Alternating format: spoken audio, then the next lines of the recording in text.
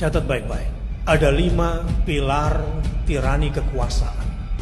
5 pilar tirani kekuasaan ini saya ambil dari perkataan seorang ulama dalam tadabburnya. Sa'ala sa'ilun bi'adzabi waqi'.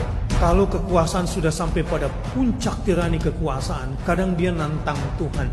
Bukan cuma melawan, tetapi menantang Tuhan agar Tuhan mendatangkan azabnya. Dan kalaupun azab Allah datang, tetap saja dia remehkan biasanya. Apakah bencana alam, ataukah kebanyakan hutang, ataukah penindasan dari negara lain akibat kebanyakan hutang, dia tidak mampu merasakan. Pertentangan di antara masyarakat, serangan kepada penguasa, dia tetap dengan semua kebebalannya. Kalau kita bicara kekuasaan biasanya sangat erat dengan Fir'aunisme. Nah disinilah dalam kisah tentang Musa dan Fir'aun ada 5 pilar tirani kekuasaan itu. Kediktatoran, kekejaman akan merajalela kalau yang 5 ini ada pada satu kaum.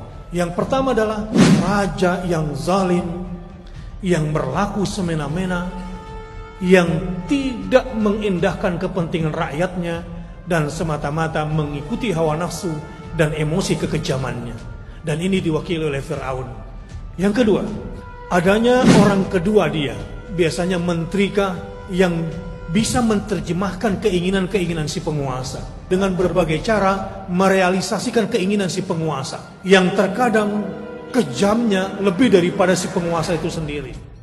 Dan ini dalam kisah Musa dan Fir'aun diwakili oleh Haman. Yang ketiga, adanya pemodal, sekelompok orang-orang kaya yang membiayai si penguasa. Karena si orang kaya ini juga takut, karena si orang kaya juga ini punya kepentingan terhadap bisnisnya, karena si orang kaya juga sekaligus ingin menunggangi si penguasa yang zalim ini. Kalau ini sudah bekerja sama, maka semakin kacaulah satu negeri itu. Yang miskin akan bertambah miskin. Karena ini terkait dengan regulasi, tetapi kekejaman yang lebih parah lagi adalah kalau keserakan si penguasa masuk ke dalamnya. Dan yang ketiga ini diwakili oleh Qarun. Yang keempat adalah agamawannya. Tentu yang dimaksud dengan agamawan di sini adalah orang yang kelihatannya beragama, tapi sesungguhnya dia tidak beragama. Dia tidak menjalankan agamanya. Dia hanya sedang merealisasikan hawa nafsunya atas nama agama. Buktinya dia tidak beramar ma'ruf nahi munkar kepada penguasa. Dia hanya menggunakan senjata agama untuk membenarkan penguasa.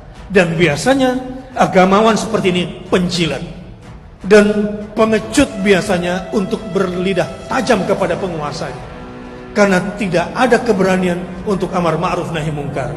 Dan pada masa itu diwakili oleh tukang-tukang sihirnya Fir'aun. Yang kelima, inilah yang menyempurnakan tirani kekuasaan itu, adalah wartawannya, medianya. Adalah media-media yang tidak pernah mau meliput kepentingan rakyat. Dan biasanya baik jurnalisnya maupun lembaga medianya terdiri dari orang-orang yang melacur secara intelektual, penakut secara nyali, dan bukan pembawa kebenaran.